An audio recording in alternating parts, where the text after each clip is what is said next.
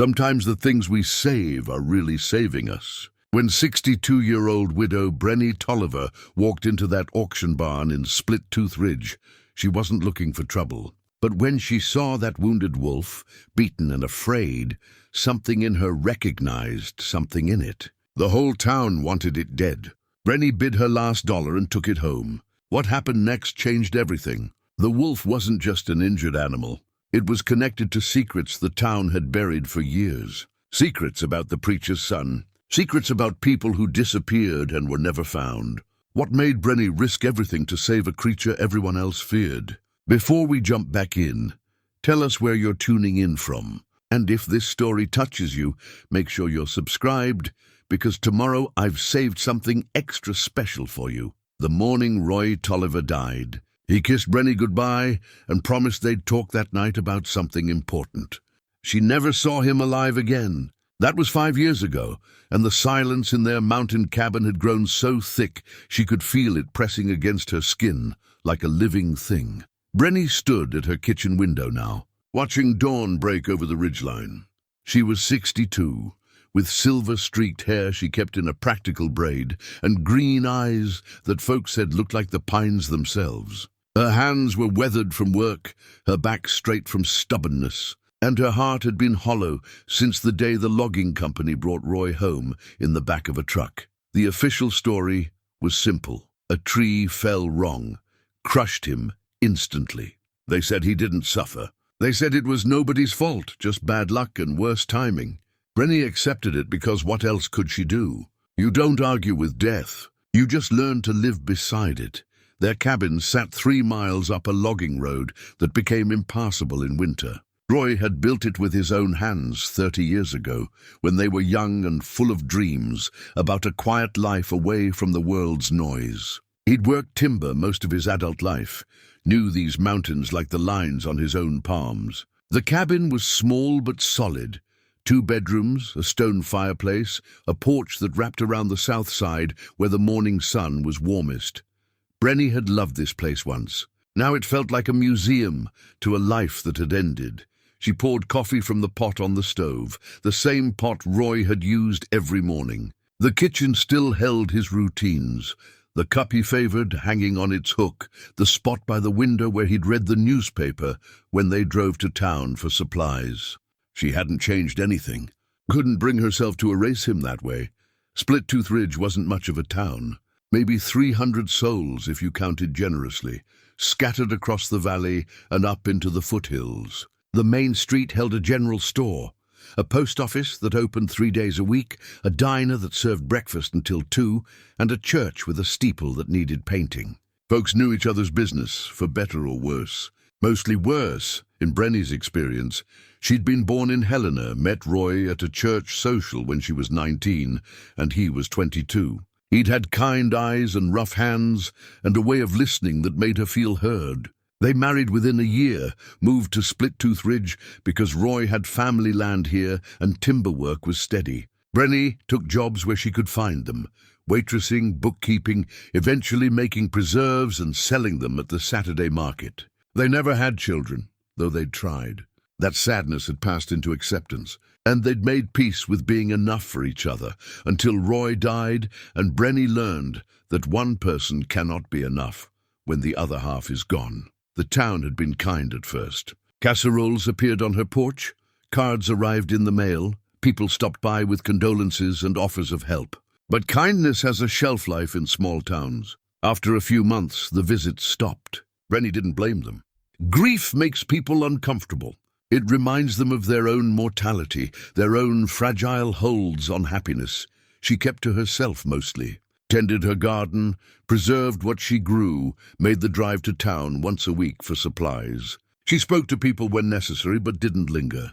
Stella Grimes, her nearest neighbor a half-mile down the road, still tried to engage her in gossip, but Brenny had no patience for it. What did she care who was sleeping with whom or which family was falling behind on their mortgage? Hank Peterson ran the general store and had been Roy's friend.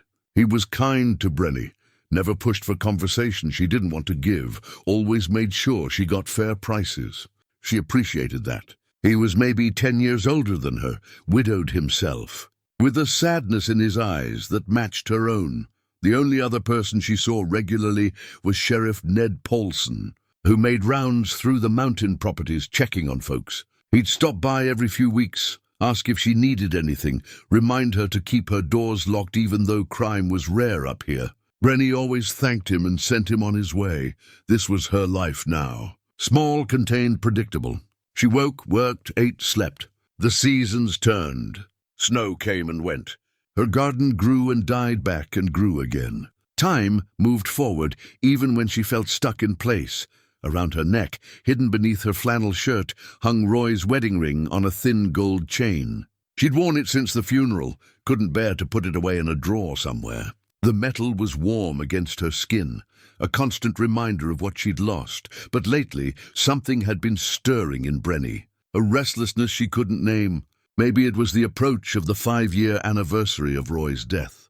Maybe it was the realization that she could live another 20 or 30 years like this, alone, going through motions, waiting for her own end. The thought was unbearable. She needed something. Purpose, maybe. Or just a reason to feel something other than this constant low-grade grief. That's why, when she heard about the auction, she decided to go. It happened like this. A wolf had been killing livestock around Split Tooth Ridge for the better part of a year. Chickens mostly, but also a few goats and one calf. Ranchers were furious, demanding action. The hunting party that finally tracked it down was led by Callum Dreel, the preacher's son, 38 years old. Charismatic in a way that made Brenny's skin crawl. Callum had taken over his father's role as the town's spiritual leader after old Pastor Jeremiah died 10 years back. Callum's hunting party cornered the wolf in a box canyon, shot it twice, but didn't kill it. They brought it back to town in a cage, wounded and half-starved, and announced there'd be an auction. Whoever bid highest could decide the animal's fate. The whole thing struck Brenny as cruel and unnecessary. Just shoot the wolf or don't, but don't turn an animal's suffering into entertainment. Still, she found herself driving to town that Saturday morning. The auction was being held in the old livestock barn on the edge of town, a weathered structure that smelled of hay and manure and decades of animal fear. Maybe 50 people had turned out. Ranchers mostly eager to see the wolf dead, a few curious onlookers. Stella Grimes in her church dress, gossiping with a cluster of women. Hank standing off to one side, arms crossed, face unreadable, and Callum Dreel standing beside the cage like a ringmaster, that practiced smile on his face. The wolf lay inside the cage, panting. Its fur was matted with dried blood, one leg wrapped in dirty bandages. Ribs showed through its coat. Its eyes, they were what caught Brenny's attention. Not the yellow gold you'd expect from a wild animal, but something darker, more knowing. The wolf looked at her and Brenny felt recognition pass between them. Two creatures in pain. Two survivors hanging on by threads. Callum's voice rang out, smooth and practiced. "Folks, we've got ourselves a dangerous predator here. Killed livestock, threatened our way of life. Now's your chance to have a say in justice. Justice." The word tasted wrong in Brenny's mouth. The bidding started at $10. A rancher named Bill Ketchum raised his hand immediately. "Gonna shoot it soon as I get it home," he announced to general approval. $15, $20. The price climbed slowly. Most folks weren't actually interested in owning the wolf. They just wanted to see it dead, and were willing to pay for the satisfaction. Brenny's hand went up without her conscious decision. $25, she heard herself say. The barn went quiet. Heads turned. Stella's mouth fell open. Callum's eyes found hers, and something cold passed through his expression before the smile returned. $25 from Mrs. Tolliver. Anyone else? Bill Ketchum scowled. $30, $35, Brenny said, her heart pounding now. What was she doing? She had maybe $200 to her name until her next preserve sales. This was foolish, but the wolf was looking at her with those knowing eyes, and she couldn't seem to stop. $40, Bill growled. $50, Brenny said firmly. Bill threw up his hands. She can have the damn thing. Waste of money saving a killer. Callum's smile was sharp. Sold to Brenny Tolliver for $50. Ma'am, you sure you know what you're getting into? Brenny stood legs steadier than she expected. "I'll manage." She paid, felt the weight of $50 leaving her purse, and helped Hank load the caged wolf into the bed of her truck. People stared. Some shook their heads. Stella actually gasped. Brenny didn't care. For the first time in 5 years, she felt something other than hollow. As she drove away, she glanced in the rearview mirror. The wolf was watching her through the cage bars, and for just a moment, Brenny could have sworn it looked grateful. The drive back to her cabin took 20 minutes on good roads, longer when the spring rains turned them to mud. Today they were dry, dust rising in plumes behind her tires. The wolf shifted in the cage, whimpering occasionally. Brenny's hands gripped the steering wheel tighter each time she heard it. What had she done? She had no experience with wolves, barely any with dogs for that matter. Roy had kept a hound once, years ago, but it had died of old age before Roy himself passed. Brenny knew how to shoot. Every mountain woman did, but she'd never shot anything bigger than a grouse. The rifle Roy kept above the door was for emergencies, protection against bears or dangerous strangers, not something she'd ever seriously considered using, and now she had a wounded wolf in her truck bed. The rational part of her brain, the part that sounded like Roy's voice, asked what she planned to do with it. Keep it, release it, try to heal it so it could go back to killing livestock, but beneath the rational questions was something else, a pull, almost magnetic. That moment of recognition in the barn hadn't faded. If anything, it had grown stronger. The wolf needed help. Brenny needed purpose. Maybe that was enough. Her cabin appeared through the pines, small and solid and familiar. She pulled the truck close to the barn. Really just a 3-sided shed Roy had built for storing tools and firewood. It would have to do. She climbed out, approached the cage slowly. The wolf's ears flattened, but it didn't growl. Up close, she could see the extent of its injuries. One bullet had grazed its shoulder, the other had gone through its hind leg. The bandages were Callum's doing, probably, keeping the animal alive long enough for the auction. "Easy now," Brenny murmured, her voice low and steady. "I'm not going to hurt you." The wolf's eyes fixed on hers. Intelligence there, unmistakable. This wasn't some mindless beast. This was a thinking creature, aware and suffering. She opened the barn, spread old blankets on the ground, then returned for the cage. It was heavy, awkward. Her back protested as she dragged it off the truck bed. The wolf whined, clearly in pain from the jostling. "I know, I'm sorry," Brenny said. "Almost done." She positioned the cage in the barn, opened the door, then quickly stepped back. The wolf didn't move immediately. It lay there, watching her, breathing hard. "You can come out when you're ready," Brenny said. "There's water here, see?" She'd filled an old basin, placed it within reach. "I'll bring food in a bit." She backed away slowly, left the barn open enough for air but closed enough that the wolf couldn't easily escape. Then she went inside to figure out what wolves eat. The answer, according to the dusty encyclopedia Roy had kept, was meat. Raw meat, preferably. Brenny had venison in the freezer from a deer Hank had given her last fall. She thawed some, cut it into chunks, brought it out on a plate. The wolf had emerged from the cage, was lying on the blankets.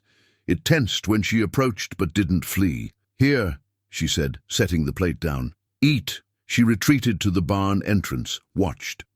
After a long moment, the wolf dragged itself closer to the food, sniffed, then began eating. Slowly at first, then with increasing hunger. It had been starving, Brenny realized. However long it had been caged, they hadn't been feeding it properly. Anger flared in her chest. Callum Dreel and his hunting party keeping a wounded animal alive just for show, for their cruel little auction. It wasn't right. None of it was right. She stayed at the barn until the wolf finished eating and drank deeply from the water basin. Then she closed the barn door most of the way, secured it, and returned to the cabin. Only then did her hands start shaking. She'd just brought a wild animal onto her property, a predator. If it healed enough to be dangerous, if it attacked her. But no, she didn't believe it would. That recognition she'd felt wasn't one-sided. The wolf knew she'd saved it. Animals understood debt, didn't they? Loyalty, or maybe she was fooling herself. Maybe loneliness had made her reckless. Either way, it was done. That night, Brenny sat on her porch, wrapped in Roy's old jacket, listening to the mountain sounds. Owls hooting, wind in the pines. And from the barn, occasionally, the soft sound of the wolf shifting on the blankets. She thought about Roy, about the promise he'd made that last morning. Something important he'd wanted to tell her. She'd never learned what it was. That not knowing had haunted her for 5 years, an itch she couldn't scratch. Above her, stars wheeled in their ancient patterns. The mountains stood dark and eternal against the sky, and in the barn, a wounded wolf rested, its fate now tied to hers. Brenny touched the wedding ring beneath her shirt. "I don't know what I'm doing," she whispered to Roy's memory. "But I couldn't just let it die. You understand, don't you?" The wind answered, cold and indifferent. But that was all right. Brenny hadn't expected comfort, just needed to speak the truth aloud. She went inside eventually, locked the door, lay in bed listening. Sometime deep in the night, she heard howling from distant mountains, and from the barn, a responding sound, not quite a howl, more like a cry of longing. The wolf was calling to its kind, telling them it was alive maybe, or asking for help. Brenny closed her eyes and for the first time in months slept without dreaming. Sunday morning arrived cold and clear. Brenny woke before dawn, as was her habit, and immediately thought of the wolf. She dressed quickly, pulling on work jeans and a heavy sweater, and headed for the barn. The wolf was awake, watching the door when she entered. It had moved during the night, repositioning itself closer to the opening where fresh air came through. The food plate was licked clean, the water basin empty. "Morning," Brenny said softly. "Let's see how you're doing." She refilled the water, brought more venison. This time, she sat down just inside the barn entrance, the plate beside her. The wolf would have to come closer if it wanted to eat. They regarded each other for a long minute. Then, slowly, the wolf pulled itself forward. Its injured leg dragged, clearly painful, but it managed. Stopped a few feet from Brenny, eyes never leaving her face. She slid the plate forward. Here, the wolf ate, and Brenny studied it. Now that she could see it properly in daylight, she noticed things she'd missed before. The wolf was large, probably male, with dark grey fur that would be beautiful when cleaned and healed. But there was something else. Around its neck, barely visible beneath matted fur, was a collar. Not a natural marking, but an actual collar made of leather. Her breath caught. This wasn't a wild wolf, or at least it hadn't always been wild. She leaned forward carefully. "Can I see that? I won't hurt you." The wolf paused in its eating, watched her. Then, incredibly, it lowered its head slightly, as if giving permission. Brenny's fingers trembled as she reached out, touched the collar. It was old, cracked with strange markings carved into the leather. Symbols she didn't recognize, geometric shapes, angular lines that might have been letters in some language she'd never seen. Someone had put this collar on the wolf. Someone had owned it or tried to. "Who did this to you?" Brenny whispered. The wolf met her eyes, and she saw something there that chilled her blood. Not animal confusion, but understanding. As if the wolf knew exactly what she was asking and wished it could answer. She withdrew her hand, let the wolf finish eating. Her mind raced, a collared wolf attacking livestock, strange symbols. Callum Dreel's hunting party specifically tracking this animal down. Something wasn't right here. Something bigger than she'd understood. The sound of a truck engine broke her thoughts. Brenny stood, walked to the barn entrance and saw Stella Grimes' dusty sedan pulling up the drive. Wonderful. The last thing she needed was her neighbor's nosiness. Stella climbed out, wrapped in a purple cardigan despite the mild morning. She was 65, rounded by good living, with grey hair teased into a helmet and lipstick too bright for her coloring. "Brenny!" she called. "I had to come see for myself. Is it true you bought that killer wolf?" "Morning, Stella." Brenny closed the barn door behind her, didn't invite the other woman closer. "Everyone's talking about it." Stella's eyes were bright with the thrill of scandal. "They say you paid $50 for a wolf." Brenny, honey, what were you thinking? I was thinking it was my money and my business, but it killed Bill Ketchum's calf and Sarah Brennan's chickens. You can't just, I can do what I want on my own property. Brenny's voice was firm. Now, if you'll excuse me, I have work to do. Stella's mouth pursed. People are saying you've gone odd, Brenny, living up here all alone, not talking to anyone. Now this, Roy wouldn't have wanted. Don't. The word came out sharp as broken glass. Don't you dare tell me what Roy would have wanted. Stella took a step back, actually looked shaken. I'm just concerned. We all are. I appreciate the concern, but I'm fine. Brenny crossed her arms. The wolf is injured and no threat to anyone. When it's healed, I'll figure out what to do with it. Until then, I'd appreciate being left alone. Stella opened her mouth, closed it, then got back in her car. You're making a mistake, Brenny. Mark my words. She drove away in a cloud of dust and disapproval. Brenny stood there, heart pounding with anger and something else. Fear, maybe, because Stella was right about one thing. The whole town would be talking. And in a place like Split-Tooth Ridge, town talk had a way of creating problems. She returned. To the barn, found the wolf had retreated to the far corner. It was watching her with those knowing eyes. We're going to have visitors, Brenny said. Probably lots of them, people wanting to see. You judge me. We'll just have to weather it. The wolf's ears flicked forward, as if it understood. That afternoon, as predicted, Callum Dreel arrived. Brenny was in her garden, pulling early weeds when she heard the truck. This one was black and new, with oversized tires and a gun rack visible in the back window. Very much Callum's style, all show and intimidation. He climbed out, dressed in jeans and a button-down shirt, his dark hair slicked back. He was handsome in a calculated way, with blue eyes that never quite smiled even when his mouth did. Mrs. Tolliver, he said, his voice smooth as oil. Hope I'm not disturbing you. Brenny stood, wiped dirt from her hands. What can I do for you, Callum? Just wanted to check on my wolf. His smile widened. Make sure it's settling in all right. Your wolf. Well, I'm the one who caught it. Tracked it for weeks. My hunting party that brought it down. He stepped closer. Have to say, I was surprised when you bid on it. What's a woman like you want with a dangerous animal? That's my business. See, that's where you're wrong. His voice stayed pleasant, but something hard entered his eyes.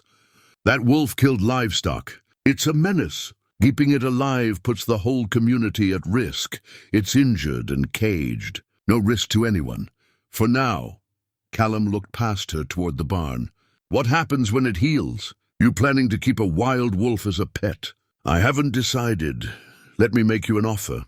He pulled his wallet out, extracted $100 bill. Twice what you paid. I'll take the wolf off your hands, dispose of it properly. No. The single word hung in the air between them. Callum's smile tightened. Mrs. Tolliver, I don't think you understand the situation here. I understand fine. I bought the wolf fair and square. It's mine. You want it, you'll have to come back with a court order. His hand closed around the $100 bill, crumpling it.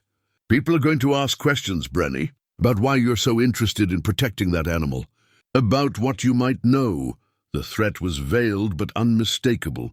Brenny's pulse quickened. What questions would those be? Oh, you know, he shrugged, casual. About old business. Things some folks might prefer stayed buried. Roy, for instance. He asked a lot of questions before he died. Questions about things that weren't his concern. I slid down Brenny's spine. What are you saying? Just that some stones are better left unturned. For everyone's safety. His smile returned, sharp and cold. Think about my offer, Mrs. Tolliver. $100 is generous. But it won't stay on the table forever. He climbed back in his truck, drove away. Brenny stood frozen in her garden, Roy's name echoing in her head.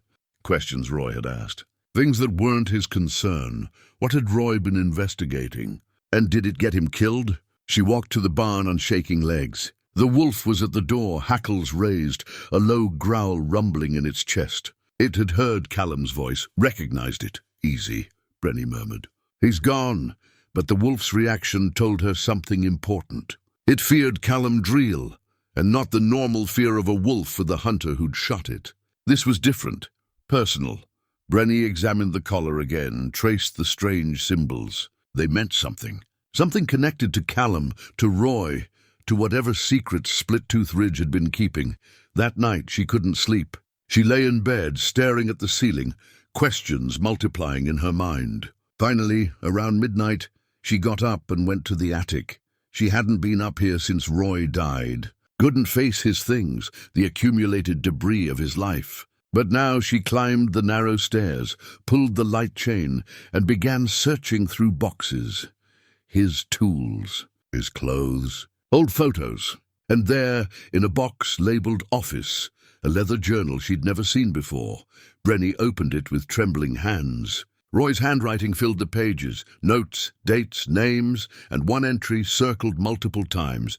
Dreel family. The old ways, wolves, someone needs to stop this. The journal shook in her hands. Roy had known something, had been investigating something, and now he was dead. And Brenny had a collared wolf in her barn that Callum Dreel wanted back desperately enough to threaten her. She sat on the attic floor, journal in her lap, and finally understood.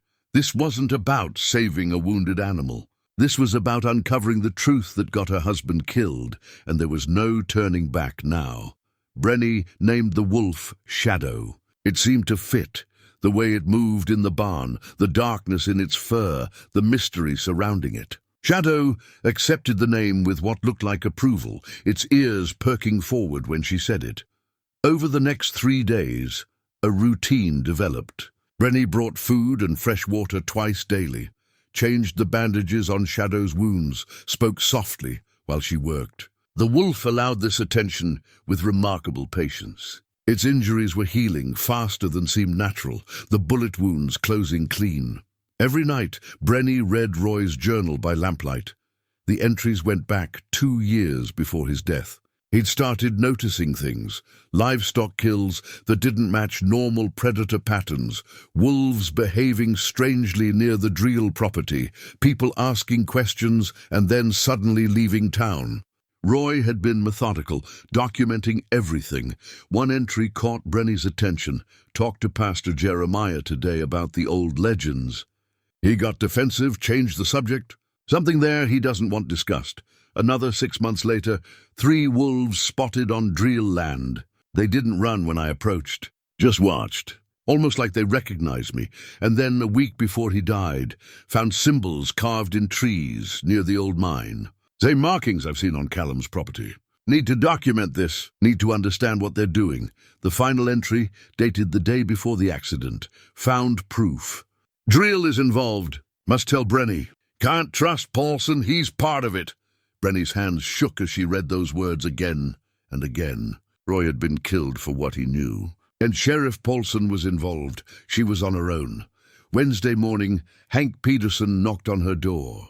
Brenny answered with the rifle in reach, not visible but close. "Morning, Brenny," Hank said. His face was lined with worry. "Mind if I come in?" She stepped aside, let him enter. He was a big man, over 6 feet, with iron-gray hair and carpenter's hands. He'd run the general store for 30 years, knew everyone's business without spreading it. "Coffee?" Brenny offered. "Please." They sat at her kitchen table. Hank stirred sugar into his cup, didn't drink. "Roy was my friend," he finally said. "Best friend I had in this town." Brenny waited. "He came to me the day before he died. Said he was investigating something dangerous. Made me promise that if anything happened to him, I'd help you." "Help me how?" "By telling you the truth when you were ready to hear it." Hank met her eyes. "He didn't die in an accident, Brenny. We both know that now." Relief and grief hit her simultaneously. "You knew, suspected, couldn't prove anything." "Still can't." He leaned forward. "But keeping that wolf, you've stirred something up. Callum's asking questions about you all over town. And when Callum asks questions, bad things tend to happen." "What kind of bad things?" Hank's jaw tightened. "My son Tyler, he left town 10 years ago. Or that's what everyone thinks. Truth is, he confronted Callum about some missing hunting dogs." They argued. "Tyler threatened to go to the state police."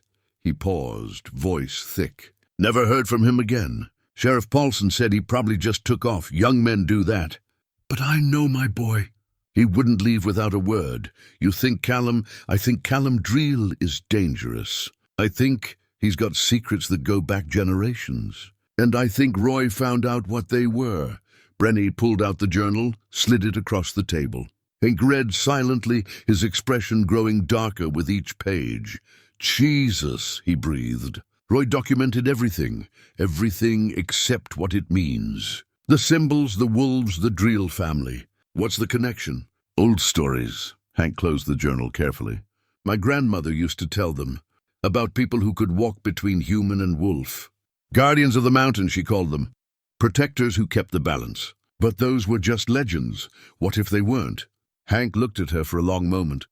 Then we're dealing with something way beyond what either of us understands. They decided to visit the location Roy had mentioned, the old mine with the carved symbols. It was a risk, but Brenny needed to see it for herself. Shadow watched from the barn as they prepared to leave. The wolf seemed agitated, pacing, whining softly. I'll be back, Brenny told it. Stay hidden. The mine was 5 miles into the mountains, accessed by an overgrown trail that Roy had known from his timber work. They drove as far as they could, then hiked the last mile. The entrance was boarded up, dangerous. But the symbols weren't inside. They were carved into the trees surrounding the site. Dozens of them. The same angular patterns from Shadow's collar. Hank photographed everything while Brenny walked the perimeter. She found something else. A silver bullet casing half buried in the soil. Her breath caught. She knelt, dug it out with her fingers. The casing was engraved with symbols, too. Hank, she called. He came over, took the casing, turned it in the light. This is from where Roy died. I recognize the area. He was shot. Yeah, Hank's voice was grim. And whoever did it used special ammunition. They stared at each other, the weight of proof settling between them. We need to be careful, Hank said.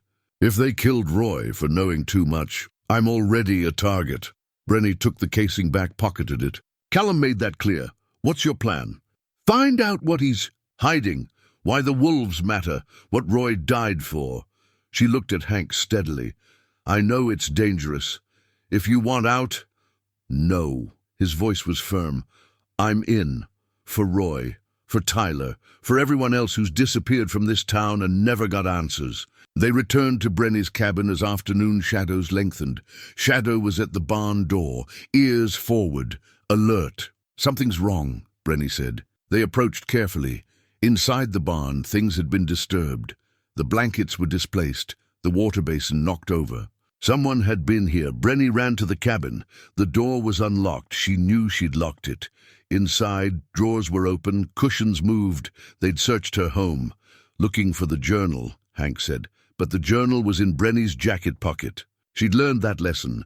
What they'd taken instead was her spare rifle and a box of Roy's old files from the attic. They're getting desperate, Brenny said. That night, Shadow refused to stay in the barn. The wolf positioned itself across Brenny's bedroom doorway, a living barrier. She didn't have the heart to force it back outside. As she lay in bed, she heard vehicles on the road. They didn't stop, just idled there, letting her know she was being watched. Shadow's low growl filled the darkness. Brenny reached down, touched the wolf's head. It was the first time she'd really petted it. The fur was soft, warm. Shadow leaned into her touch. We're in this together now, she whispered. The wolf's eyes gleamed in the darkness, intelligent and aware, and Brenny realized with absolute certainty Shadow understood every word she said. Thursday morning, Brenny drove to the town library. It was a small building, barely more than 2 rooms, run by Opal Finch, who had been the librarian for 40 years. Opal was 78, thin as a rail, with white hair and sharp eyes behind thick glasses. She looked up when Brenny entered, and something passed over her face. Recognition, maybe, or resignation. Brenny Tolliver, she said. Haven't seen you in years. Morning, Opal. I need to look at some old records. What kind of records? Drill family history. And missing persons reports from the last 30 years. Opal's hands stilled on the book she was processing. That's very specific. I have specific questions. The old woman studied her, then nodded. Follow me. They went to the back room, where bound newspapers and town records were kept. Opal pulled down several volumes, laid them on the table. "I'll help you look," she said quietly, "because I want answers too." Answers to what? My niece, Teresa Finch. She disappeared 27 years ago, 16 years old, beautiful girl. Smart, whole life ahead of her. Opal's voice cracked. They never found her, never found any trace. She pulled out a photograph from her cardigan pocket. A young woman with dark hair and bright eyes, standing next to Pastor Jeremiah Dreel outside the church. This was taken the day she disappeared, youth group meeting. She was last seen leaving with some of the other kids, but she never made it home. Brenny took the photo, studied it. Teresa looked happy, innocent. Pastor Jeremiah had his hand on her shoulder, pastoral and protective. But there was something in his expression that made Brenny's skin crawl. Did they investigate Jeremiah? Of course not. He was the preacher, a pillar of the community. Opal's tone was bitter. Sheriff at the time said Teresa probably ran away. Gase went cold. I've spent 27 years wondering what happened to my girl. They began searching through the records. A pattern emerged quickly. Every few years, someone disappeared. A teenage girl in 1998, Teresa. A drifter passing through in 2003. A hunter in 2011. Each disappearance occurred near the full moon. Each person was last seen somewhere near Dreel property. It's not coincidence, Brenny said. No. Opal pulled out another volume. And there's more. Old stories from before the Dreels moved here. This valley has history. She showed Brenny newspaper clippings from the 1800s, stories about wolves, about indigenous peoples who'd lived here first, about sacred ground and protective spirits. The Salish tribes considered this whole area holy, Opal explained. They believed wolves were guardians, keepers of the boundary between worlds. When settlers came, there were conflicts. The tribes were driven out, but the stories remained. Stories about what? About people who could transform, walk between human and animal. The Dreels became obsessed with it. Jeremiah's grandfather collected all the old texts, tried to learn the rituals. People thought he was just a folklorist, but maybe it was more. Brenny felt cold spreading through her chest. You think they learned how to do it? The transformation? I think they learned something.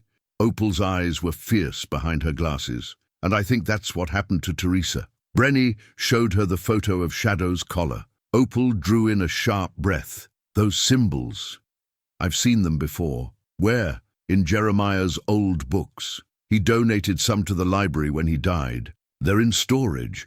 Give me a minute. She disappeared into the basement, returned with a dusty leather-bound volume. Inside were hand-drawn symbols, notes in cramped handwriting, disturbing illustrations of transformation rituals. The collar symbols matched exactly. They're binding marks, Opal read aloud, used to keep the transformed creature under control, prevent them from reverting to human form. The room tilted. Brenny grabbed the table edge. The wolf, she breathed. Shadow isn't just a wolf. No, Opal said softly. I don't think it is. They copied everything they could. The symbols, the ritual descriptions, the historical documentation. When they left the library 2 hours later, Brenny's mind was reeling. Shadow was a person trapped in wolf form. Someone. Callum had transformed and collared and hunted for sport. The cruelty of it was staggering. She drove home, barely seeing the road. In the rearview mirror, she noticed a black truck following at a distance. Callum.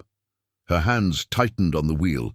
He was making sure she knew she was being watched, trying to intimidate her into backing off. Instead, it hardened her resolve. The truck followed her for 3 miles, then turned onto Dreel Property Road. Brenny continued home, parked, and went straight to the barn. Shadow was waiting, ears forward. Brenny knelt beside the wolf, looked into those intelligent eyes. I know what you are, she said quietly. I don't know who you are yet, but I'm going to find out. I'm going to help you. The wolf, the person, made a sound that might have been a sob. Brenny wrapped her arms around Shadow's neck, felt the strong body trembling. I promise, we're going to fix this. That night she dreamed of Roy. He was standing in the forest, surrounded by wolves. They weren't threatening him, just watching. "Some debts come due," he said, the same words from before. "Finish what I started, Brenny. Free them." She woke in darkness, heart pounding. Shadow was pressed against her bedroom door, hackles raised, growling. Brenny grabbed the flashlight from her nightstand, crept to the window. 2 trucks were parked on the road, headlights off. Men standing in the darkness, watching her cabin. She recognized Callum's silhouette. The other man might have been Sheriff Paulson. They stayed for an hour, then left. The message was clear. They could reach her any time they wanted. Brenny sat on her bed, rifle across her lap, and waited for dawn. Shadow stayed at the door, guardian and prisoner both. As grey light finally filtered through the windows, Brenny made a decision. She couldn't just react anymore. She needed to take action. Hank had mentioned Roy gave him something to keep safe. A key. It was time to find out what it unlocked. Friday morning, Hank met Brenny at the storage facility in the next town over, a place called Millerton, about 40 miles away.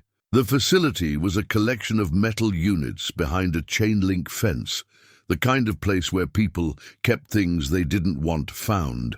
Hank produced the key Roy had given him. It was labeled with a unit number 47. They found the unit in the back corner. The lock turned smoothly, and the door rolled up with a metallic screech. Inside were boxes, dozens of them, neatly stacked and labeled in Roy's precise handwriting. "Jesus," Hank breathed. He documented everything.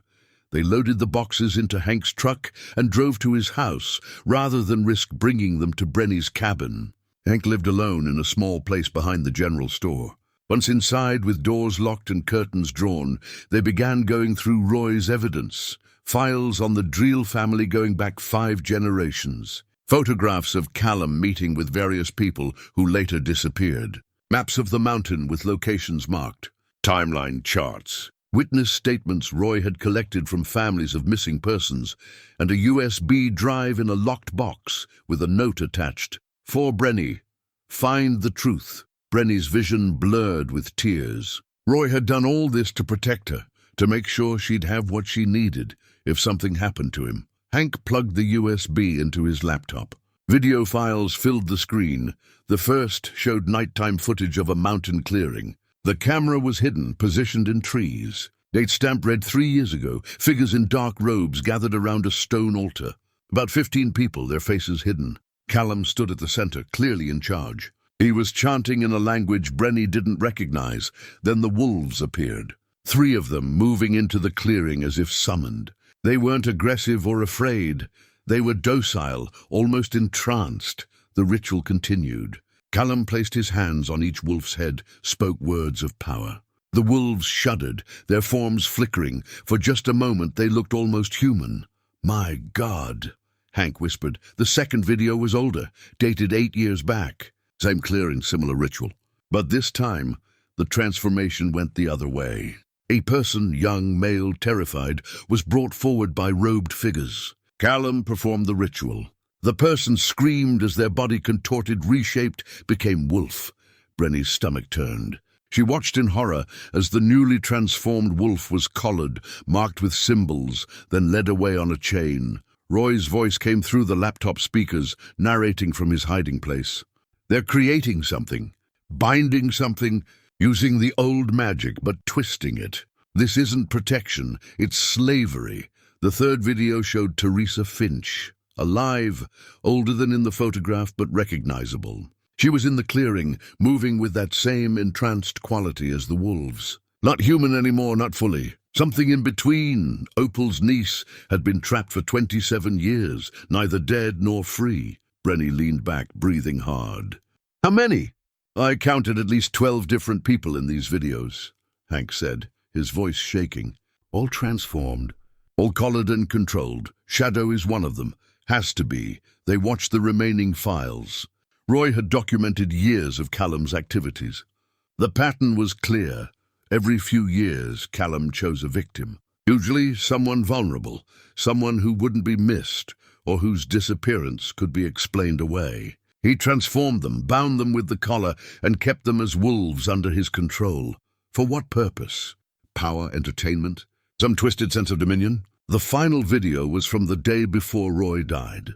Roy's face filled the screen, haggard and determined. "If you're watching this, Brenny, I'm gone. I'm sorry. I wanted to tell you in person, but I ran out of time."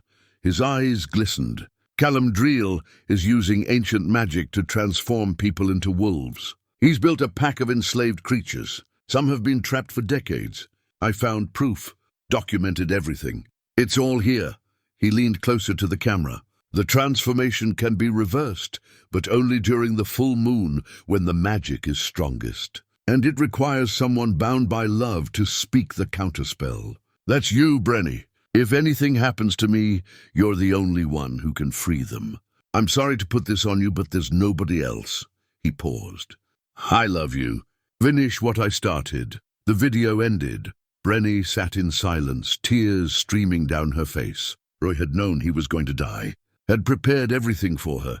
"The next full moon is in 5 days, Hank said quietly. "Then that's when we move. We need more than 2 people for this." Brenny thought of Opal, fierce and determined. "I know someone who will help." They spent the next hour making copies of everything. The videos, the documents, the photos. Hank had a friend, a retired FBI agent, who'd worked missing persons cases in Montana. Her name was Lorna Hayes, and she'd always suspected cult activity in this area, but could never prove it.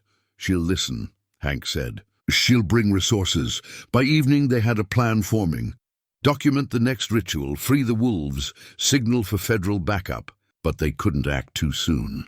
If Callum suspected they knew about the full moon ritual, he'd move up his timeline or disappear entirely. They had to wait, prepare, and hope they could pull it off. Brenny returned home as darkness fell. Shadow was agitated, pacing the barn. When Brenny entered, the wolf came straight to her, pressed its head against her chest. "I know," Brenny murmured. "I know what was done to you. We're going to fix it." 5 more days. That night she couldn't sleep. She sat on her porch with Shadow beside her, both of them watching the road. No vehicles came, but the tension was palpable. Around midnight, Shadow's behavior changed. The wolf stood, ears forward, staring at the forest. Brenny followed its gaze and saw movement in the trees. Other wolves. 3 of them watching from the darkness. Shadow whined, a sound of longing and pain. "Your pack," Brenny realized. The others Callum transformed. The wolves in the forest watched for a long moment, then faded back into darkness.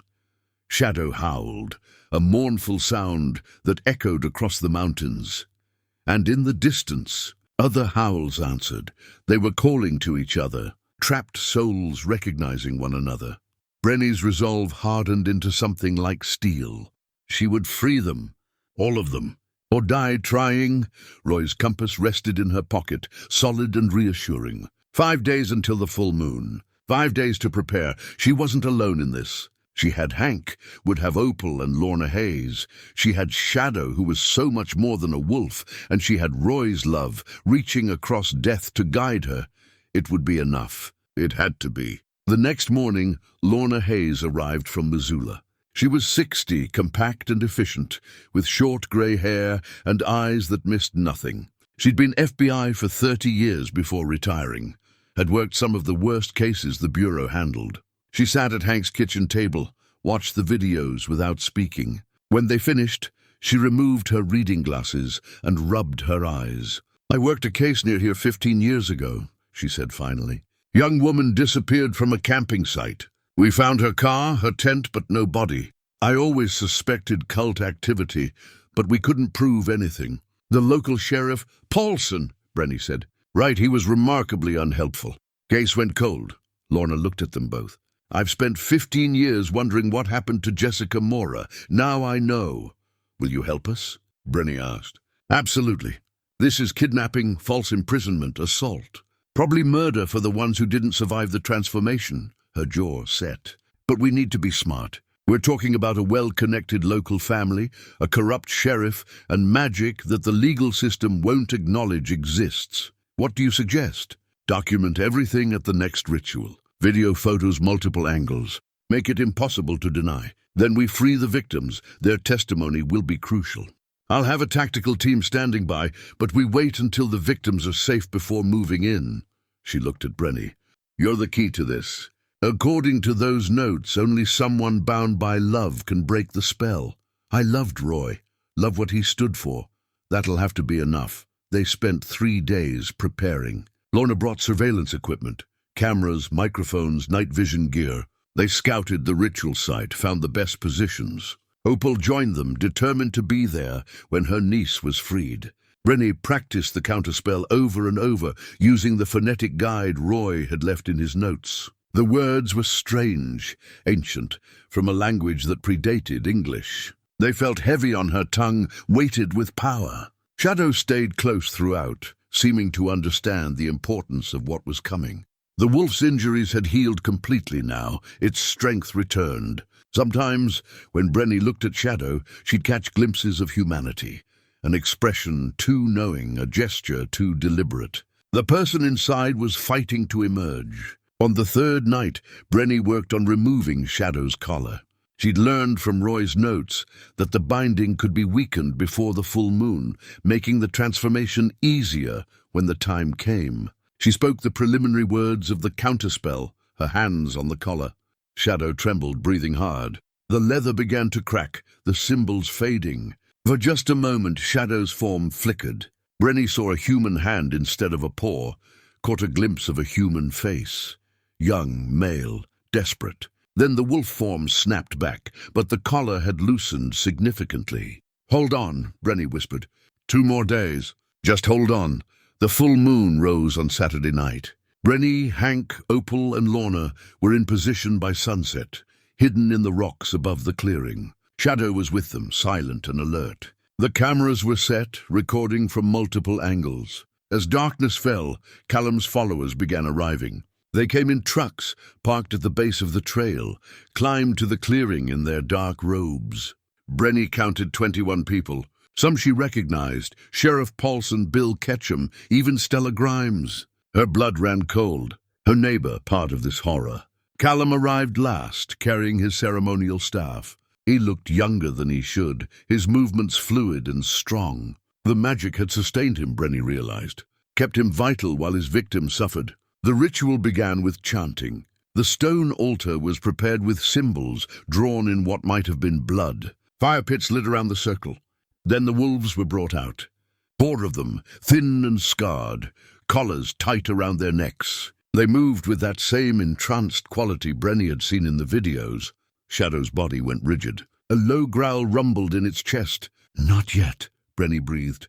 "Wait," Callum's voice rose, chanting in the ancient language. The air itself seemed to thicken, pressing down. The symbols on the wolves' collars began to glow with sickly red light. He was strengthening the bindings, making the transformation permanent. Brenny looked at Lorna, who nodded. They couldn't wait any longer. The backup team was 20 minutes out, too long. They had to act now. Brenny stood, stepped from the rocks into the firelight. "Stop!" The chanting faltered. Heads turned. Callum's face twisted with rage. "Brenny Tolliver, I should have known you'd be foolish enough to interfere. You're not doing this anymore." Her voice was steady despite her pounding heart. "Federal agents are on their way." "You're done, Callum." He laughed, the sound echoing across the clearing. "You think human law applies here? This is ancient power, older than your government, older than your morality." Hank emerged from hiding, rifle raised. "Let the wolves go." "They're not wolves," Callum said. "They're mine. I created them, bound them. They exist because I allow it. They're people," Brenny said. "People you kidnapped and tortured." Callum's expression went cold. He raised his staff, and energy crackled from it, visible, terrible. "Then let me show you what happens to people who threaten what's mine." The energy lashed out, struck Hank. He cried out, fell. Shadow lunged forward, but Brenny grabbed its collar. "Not yet." She ran toward the altar, Callum's followers moving to block her. But they weren't warriors. They were townspeople, uncertain, afraid. Most scattered as she charged through. Sheriff Paulson drew his gun, aimed at her. "I can't let you do this, Brenny." She stopped, met his eyes. "You know this is wrong, Ned. You've always known." His gun wavered. Behind him, Shadow appeared, snarling. Paulson's face went white. "I'm sorry," he whispered and lowered the gun. "Go, quickly." Brenny ran for the altar. Callum saw her coming, redirected his magic. The bolt of energy hit her square in the chest. Pain exploded through her body. She fell, gasping, darkness closing in. Then she felt it, warmth in her pocket. Roy's compass, burning hot but not painful. And with it, Roy's presence, strong and close. "Get up," his voice whispered in her mind. "Finish it." Brenny struggled to her feet. Callum's eyes widened in shock. "How are you?" She didn't answer. Just ran the last few steps to the altar, placed both hands on the stone, and began to speak the counterspell. The words flowed from Brenny's mouth, ancient and powerful. The stone altar thrummed beneath her hands, resonating with energy. Callum's chanting grew louder, trying to overwhelm her voice, but Brenny pushed through. Around the clearing, the collared wolves began to convulse. Their bodies flickered between forms, wolf and human, human and wolf, the transformation trying to complete, but held back by the binding magic. Shadow reached Brenny's side. The wolf's collar was glowing now, the leather cracking further. Brenny touched Shadow's head while maintaining contact with the altar, channeling the counterspell through both. The collar shattered. Shadow's form exploded outward, shifting violently. Brenny watched in awe as the wolf became human, a young man in his early 30s, gasping and naked in the firelight. He looked at his hands, his human hands, and sobbed. Brenny kept chanting, extending the spell to the other 3 wolves. One by one, their collars broke. One by one, they transformed back. 2 men, 1 woman, all naked, disoriented, but blessedly human. The woman had dark hair streaked with grey, her face aged but recognizable from Opal's photograph. "Teresa Finch!" "No!" Callum screamed. His staff crackled with dark energy. "You don't understand what you've done!" He slammed the staff into the ground. A shockwave of power rippled out, knocking everyone off their feet. The altar cracked down the middle with a sound like thunder. Callum's staff shattered in his hands. The backlash of broken magic was instantaneous. Callum staggered, his body suddenly aging. The years he'd stolen from the magic came due all at once. His face withered, his back bent, his hair went white. He collapsed to his knees, looking ancient and defeated. Around the clearing, his followers fled in terror. Only Sheriff Paulson remained, standing numbly with his gun at his side. Brenny rushed to the transformed victims. The young man who'd been... Shadow was shaking violently, tears streaming down his face. "It's okay," Brenny said, wrapping him in the blanket Hank had brought. "You're human, you're free." He looked at her with those same intelligent eyes she'd known as a wolf. "You saved me. You actually saved me. Who are you?" "Jackson," he managed. "Jackson Finch." Brenny's breath caught. She looked at Teresa, who was being wrapped in a blanket by Opal. The older woman was weeping, clutching her niece. "Teresa's brother?" Brenny asked. Jackson nodded. "I came looking for her in 2014. Callum caught me, transformed me. I've been a wolf for 11 years. His voice broke. 11 years searching for my sister while trapped in that form. The cruelty of it staggered Brenny. A brother looking for his lost sister, both of them trapped by the same monster. "You found her," Brenny said gently. "She's free now. You both are." The other 2 victims were being tended by Hank and Lorna. One was Hank's son, Tyler, missing 10 years. Father and son embraced, both sobbing. The other was David Ortega, the hunter who disappeared in 2011. All of them alive, all of them free. In the distance, sirens wailed. Lorna's backup team was arriving. Jackson stayed close to Brenny, still processing his freedom. He kept touching his face, his arms, as if confirming he was really human again. "The collar," he said. "It had my mother's locket tangled in it. Did you find it?" Brenny pulled it from her pocket. She'd found it days ago but hadn't known its significance. Jackson opened it with trembling fingers. Inside was a photo of a young man and a woman. His mother, Brenny guessed. "She died 2 years after I disappeared," Jackson said softly. "I couldn't even go to her funeral, couldn't let her know I was still alive. The binding kept me trapped, unable to communicate." He looked at Brenny. "You broke it. Somehow. You broke something that should have been unbreakable." "My husband's love," Brenny said. "It guided me.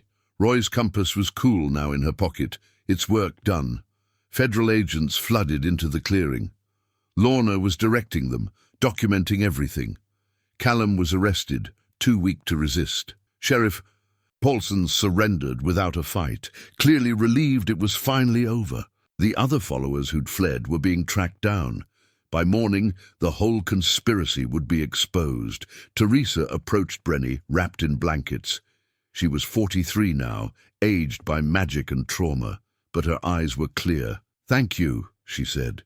27 years. I was trapped for 27 years. I'm so sorry. Don't be sorry. You freed me. You freed all of us. Teresa looked at her brother. "And you brought my baby brother back to me." The siblings embraced, Jackson tall enough now to rest his chin on Teresa's head. They'd both been children when this started. Teresa 16, Jackson only 2.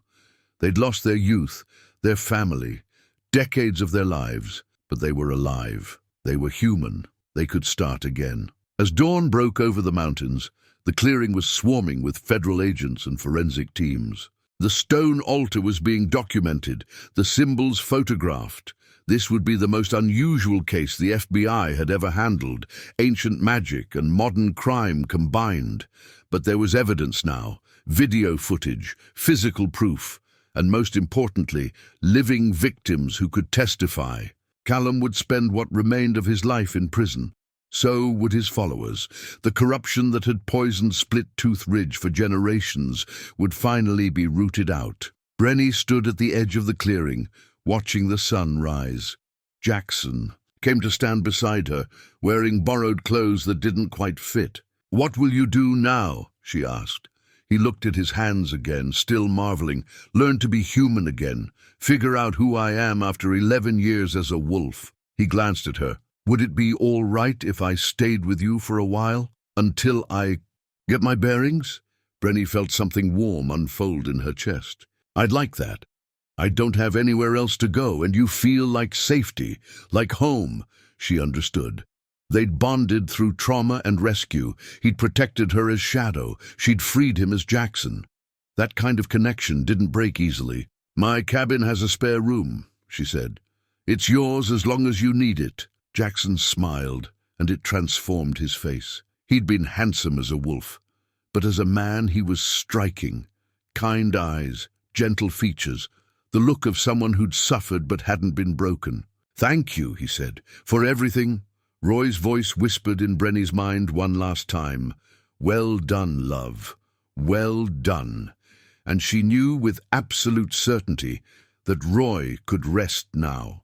His mission was complete. The debts were paid. The wolves were free. The next 3 weeks passed in a blur of activity. Federal investigators descended on Split Tooth Ridge, turning the quiet town upside down. Homes were searched, witnesses interviewed, evidence collected. The scope of the Dreel family's crimes became clearer with each passing day. 17 people had disappeared over 23 years. 4 had been found alive: Jackson, Teresa, Tyler, and David. The others were still missing, their fates unknown. Some might have died during the transformation process. Others might have escaped and were living under new identities, too traumatized to come forward. But the investigation had given their families something they'd never had before: answers. Closure, painful as it was better than endless wondering. Brenny's cabin had become a sanctuary for Jackson during his recovery. He stayed in Roy's old office, the room Brenny hadn't been able to bring herself to clear out. Jackson treated Roy's things with respect, seemed to understand the significance of being given that space. Relearning humanity was harder than Jackson had expected. His body remembered how to walk upright, how to speak, how to use his hands. But 11 years as a wolf had changed his instincts. He startled at sudden noises, preferred sleeping on the floor to the bed, felt trapped indoors for too long. Brenny understood. She gave him space when he needed it, companionship when he sought it. They developed a rhythm, working in the garden together, taking walks in the forest, talking for hours about everything and nothing. Jackson told her about his life before. He'd been a social worker in Billings, dedicated to helping at-risk youth. When Teresa disappeared, he'd taken a leave of absence to search for her. The trail led to Split Tooth Ridge. He'd confronted Callum, accused him of involvement. That's when Callum decided to silence him permanently, not with death, but with something worse. "I tried to fight it," Jackson said one evening as they sat on the porch watching sunset.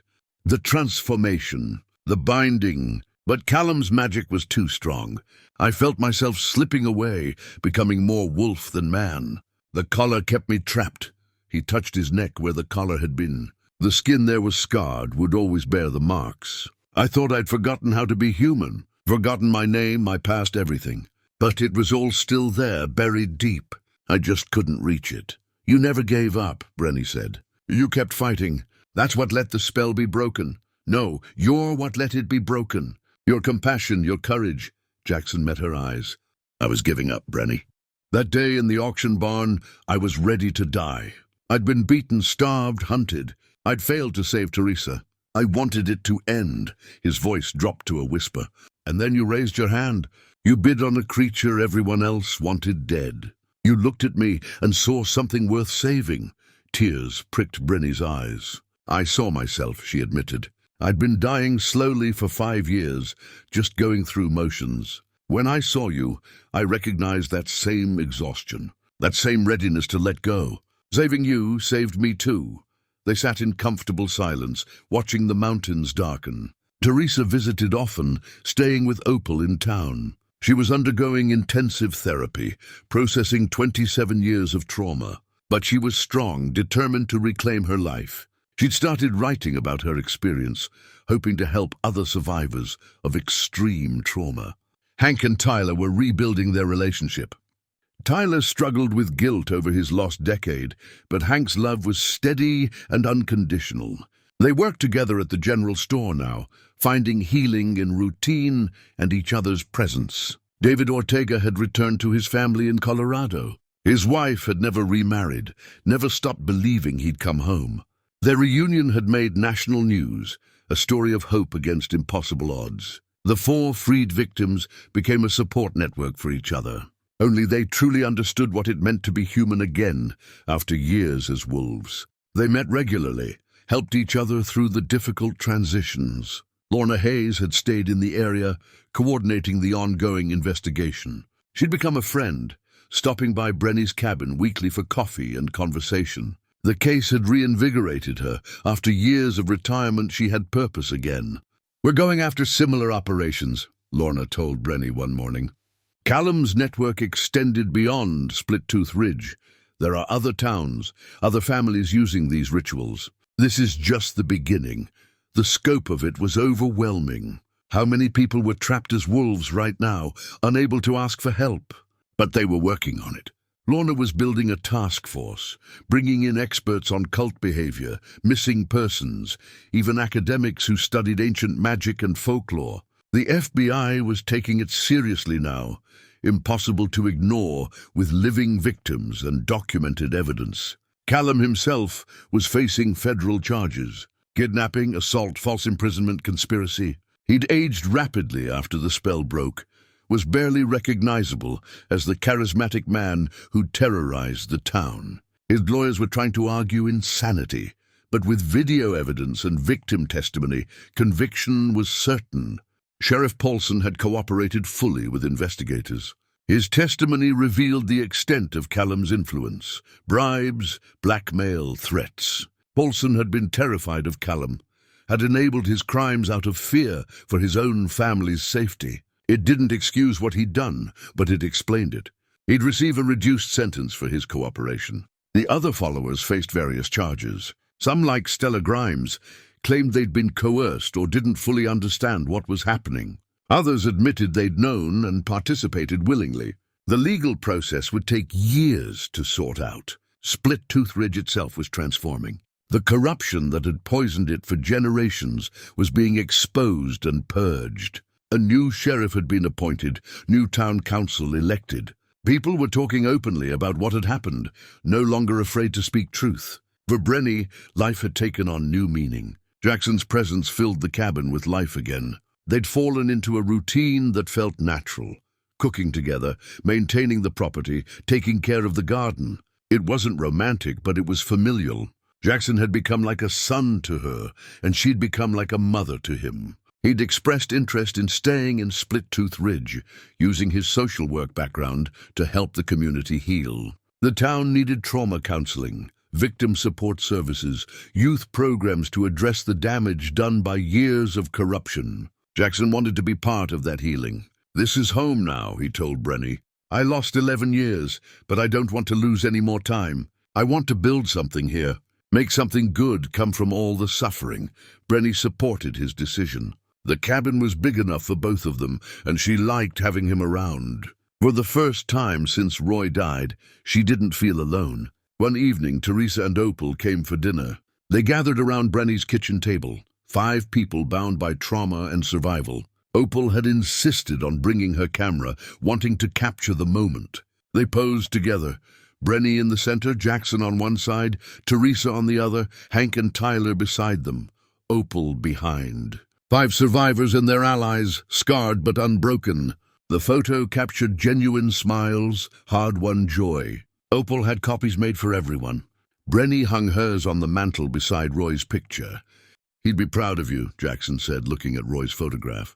"I hope so. He is. I can feel it." Jackson's expression was peaceful.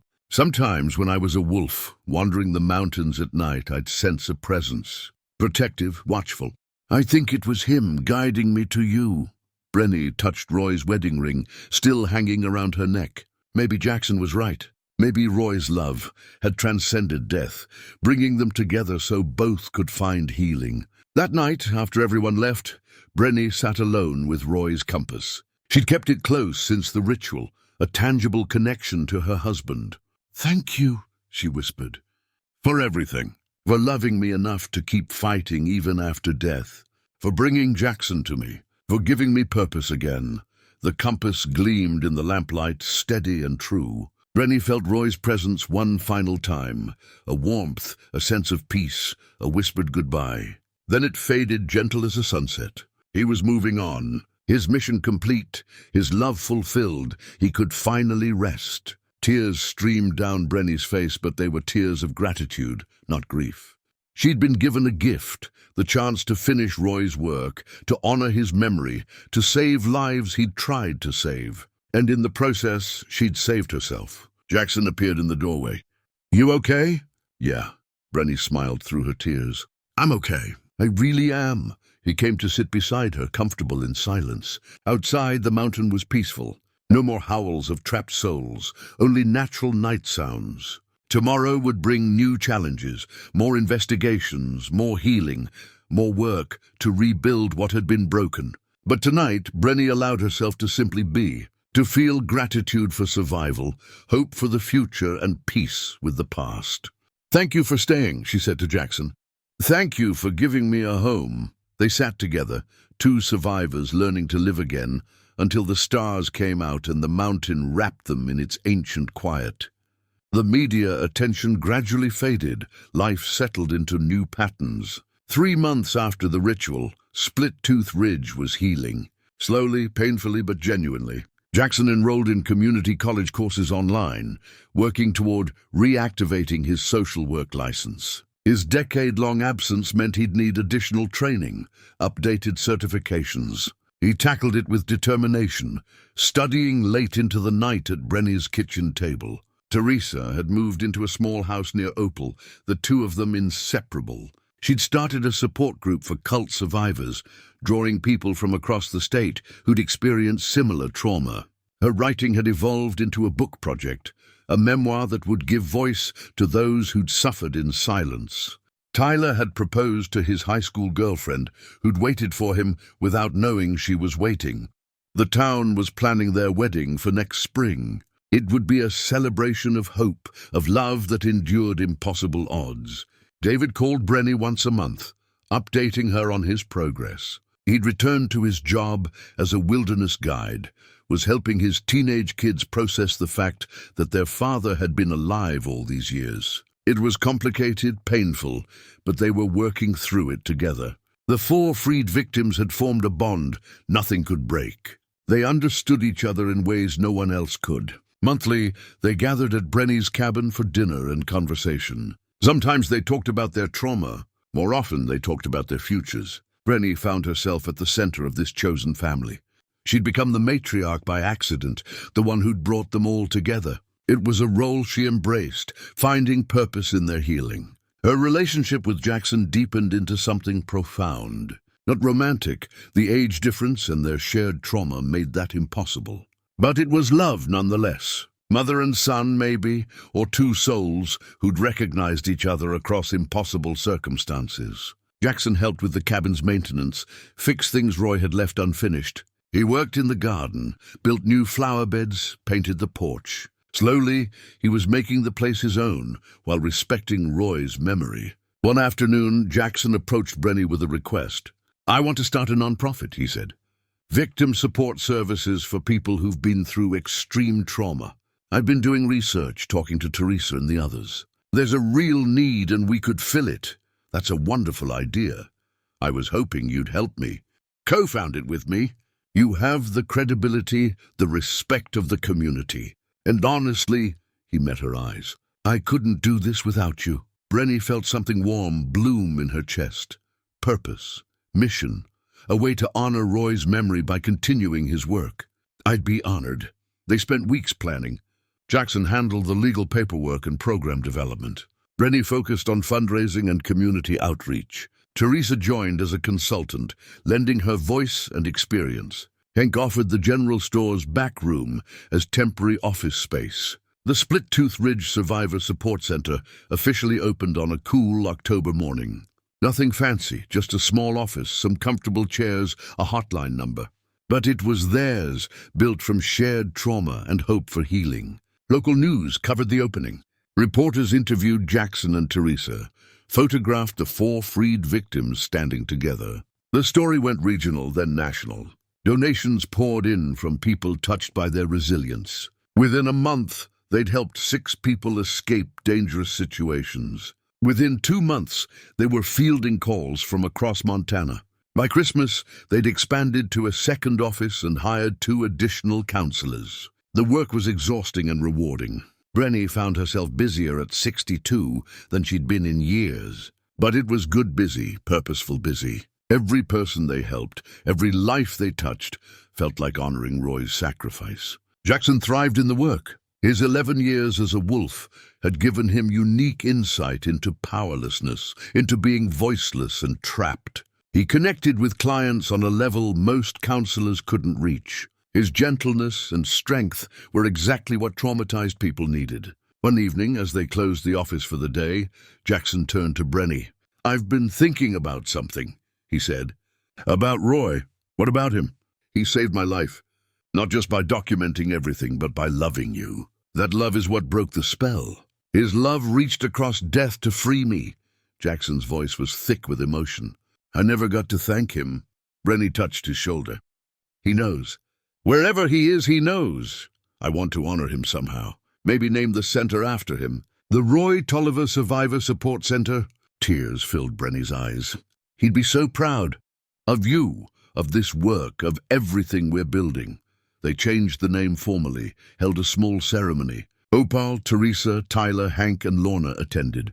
They planted a tree outside the office, a Douglas fir that would grow tall and strong like Roy's memory.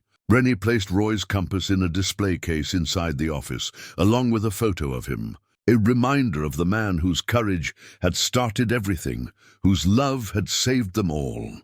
That night, back at the cabin, Jackson made dinner while Brenny sat on the porch. The mountains were beautiful in autumn, ablaze with gold and red. The air smelled of wood smoke and approaching snow. Shadow had been gone for months now, replaced by Jackson. But sometimes Brenny still saw the wolf's presence, in Jackson's alert awareness, in the way he moved through the forest, in the intelligence of his eyes. He'd lived as a wolf for so long he'd never fully shake it. But that was okay. It was part of who he was now, part of his story. He'd learned to embrace it rather than fight it. "Dinner's ready," Jackson called. Brenny went inside, where warmth and light and family waited. They ate together, talked about the day's clients, made plans for expanding the center's services. Outside, the first snow of the season began to fall, soft and silent. Brenny looked at Jackson across the table and felt profound gratitude. Her life hadn't ended when Roy died. It had been suspended, waiting for the right moment to begin again. That moment had come in an auction barn, when she'd seen a wounded wolf and recognized a kindred spirit. Sometimes the things we save really are saving us. But sometimes, Brenny had learned, we save each other. And that's how we all survive. By seeing the humanity in those who've lost their way, by offering compassion when judgment would be easier, by choosing love over fear. Roy had taught her that, Jackson had reminded her. And now she was teaching it to others, one rescued soul at a time. The snow fell heavier, blanketing the mountain in white. Inside, the cabin was warm. Jackson washed dishes while Brenny dried. Simple domesticity, simple peace. Tomorrow would bring new challenges. More clients needing help, more work to be done, more lives to touch. But tonight, Brenny allowed herself to just be, to feel content, to know that despite all the pain and loss, she'd found her way home. And home wasn't a place. It was the people who loved you, the purpose that drove you, the choice to keep living even when living was hard. Jackson started humming while he worked, some tune from before his transformation. Brenny joined in, her voice rusty but real. Outside, wolves howled in the distant mountains. But these were real wolves, wild and free. Not trapped souls, just animals living as they were meant to. Jackson paused, listened. They're calling to each other, telling their pack they're safe. Like we're doing, Brenny said. Yeah, like we're doing. They finished the dishes, turned off the lights, went to their respective rooms. But Brenny knew Jackson would check on her before he slept, would make sure the doors were locked and the fire banked. Old instincts from his wolf days, keeping the pack safe. And she'd leave her door slightly open so he'd know he wasn't alone.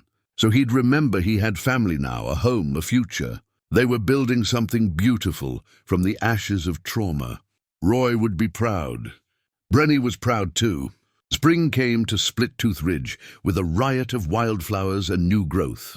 6 months had passed since the ritual that changed everything. The Roy Tolliver Survivor Support Center was thriving. They'd helped over 50 people escape dangerous situations, provided counseling to hundreds more. National organizations had taken notice. Jackson had been invited to speak at conferences. Teresa's book had sold to a major publisher. Their model for trauma support was being replicated in other communities. But Brenny wasn't interested in fame or recognition. She measured success differently. By the smile on a client's face when they finally felt safe, by the moment someone realized they weren't alone, by the gradual healing she witnessed daily. Jackson had become the son she'd never had. He called her Brenny, but treated her with a son's devotion. He worried when she worked too hard, celebrated her birthday with homemade cake, fixed her coffee exactly how she liked it without being asked.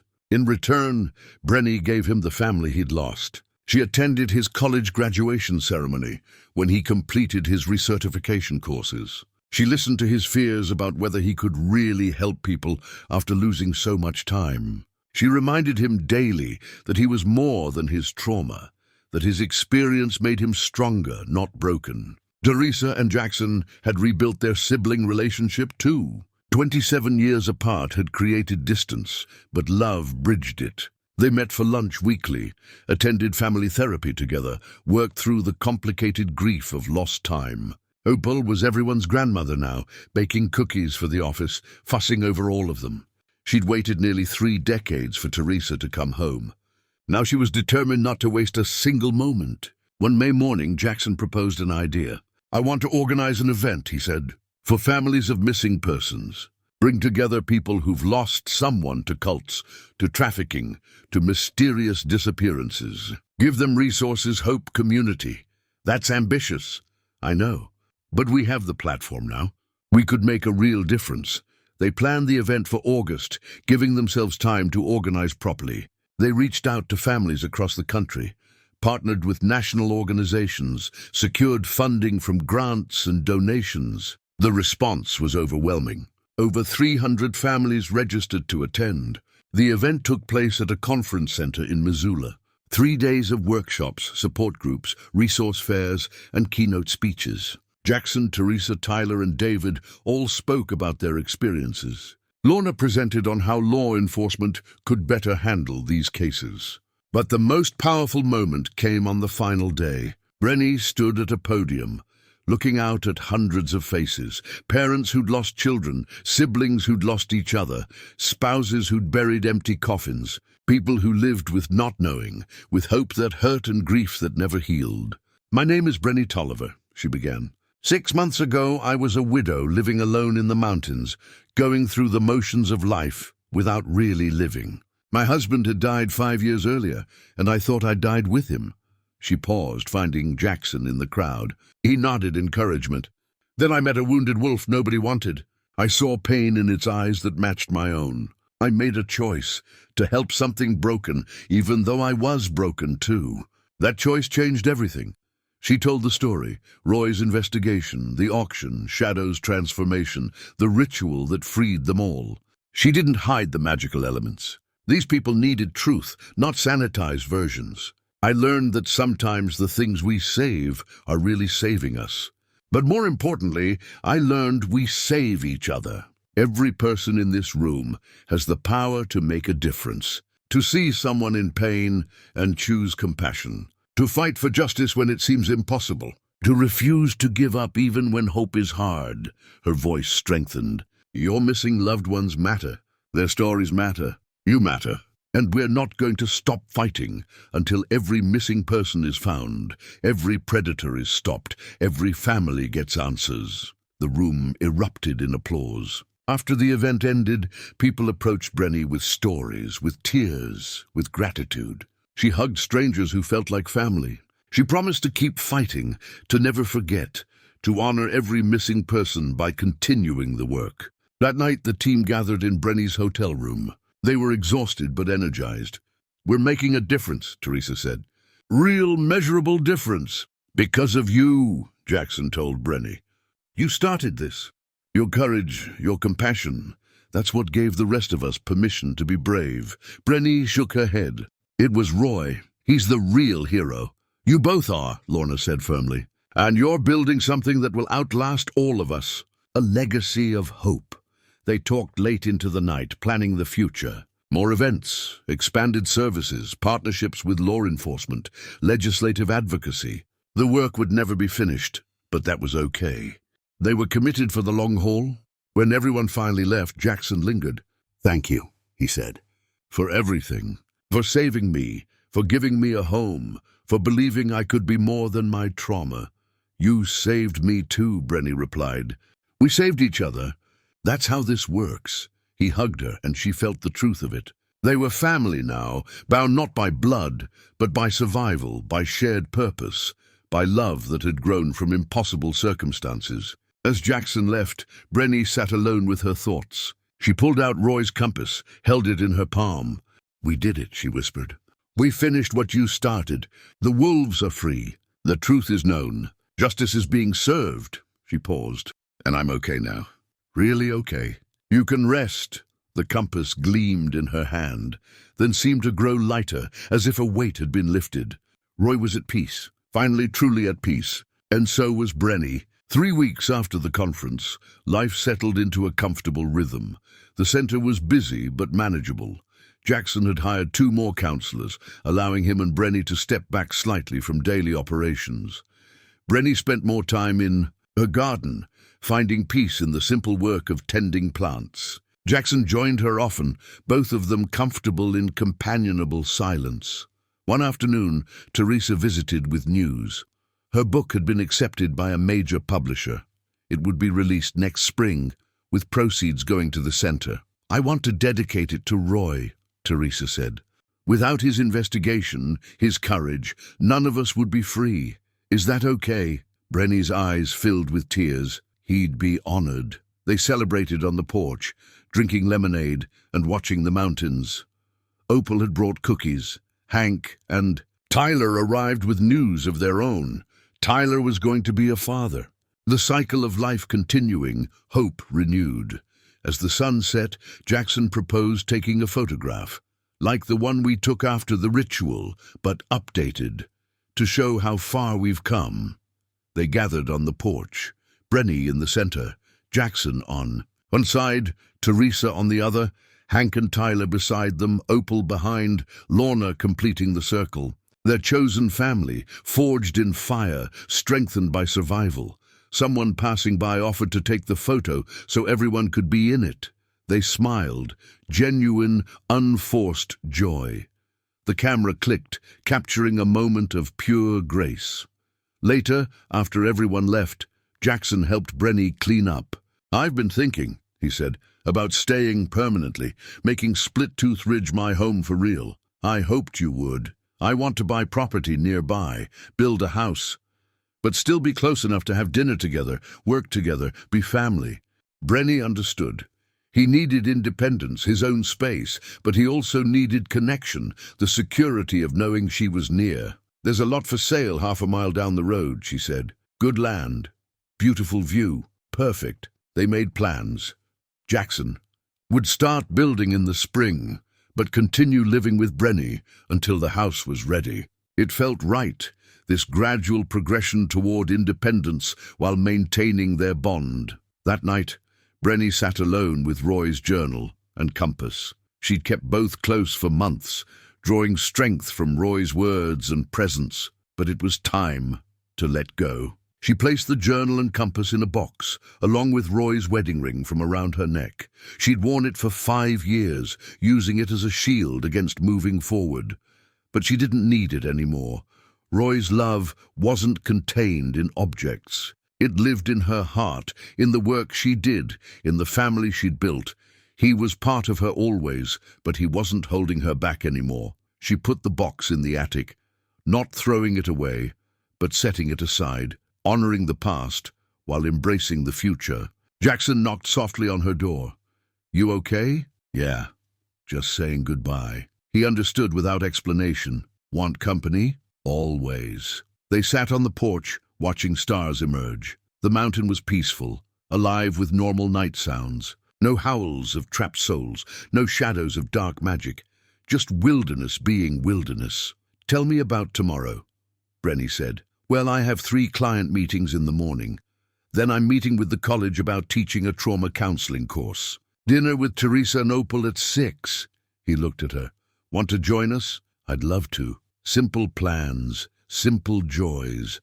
A life rebuilt one day at a time. Jackson rested his head on Brenny's shoulder, a gesture he'd done 100 times as Shadow and now continued as a man. She put her arm around him, feeling profound gratitude. She'd walked into an auction barn 6 months ago and bid her last dollar on a creature nobody wanted. That choice had led her here, to family, to purpose, to healing. She'd saved a wolf and freed a man. But really, they'd saved each other. "I love you," Jackson said quietly. "I love you too." Not romantic love, but something deeper. The love of survivors who'd pulled each other from darkness. The love of family chosen rather than given. The love that says, "I see you, I value you, you matter." The mountain stood eternal around them, witness to their journey. Somewhere up there, wolves ran free under the stars, real wolves, living as they should. And somewhere beyond the stars, Brenny felt Roy smiling. The screen door creaked in the wind. Inside, the cabin was warm, filled with life again. Tomorrow would bring new challenges, new clients, new opportunities to make a difference.